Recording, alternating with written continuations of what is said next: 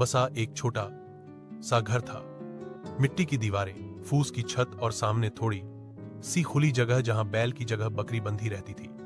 यही घर था रघु जाटव का, जिसे गांव में लोग जरीब किसान कहकर पुकारते थे।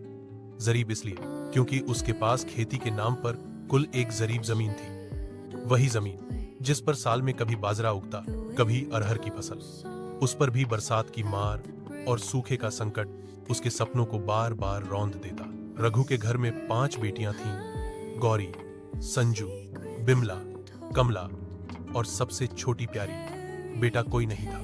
गांव के लोग ताना देते, रघु तेरे भाग में बेटा नहीं लिखा, 5 लड़कियां पालकर क्या करेगा। रघु मुस्कुराकर कहता, मेरी बेटियां ही मेरा बेटा है, देख लेना यही मेरे नाम को रोशन करेंगी। पहला अध्याय, संघर्ष की जड़ें। गौरी सबसे बड़ी थी। 12वीं तक उसने गांव के स्कूल में पढ़ाई की। घर की हालत देखकर पढ़ाई छोड़ने का मन हुआ, पर उसने ठान लिया, गरीबी चाहे जितनी हो, पढ़ाई नहीं छोड़ूंगी। किताबों को सीने से लगाकर वह अक्सर खेत की मेड़ पर बैठ जाती और कहती, बाबा एक दिन मैं मास्टरनी बनूंगी। संजू उससे 2 साल छोटी थी। उसे पढ़ाई से ज्यादा हुनर पसंद था। वह सिलाई कढ़ाई में निपुण थी।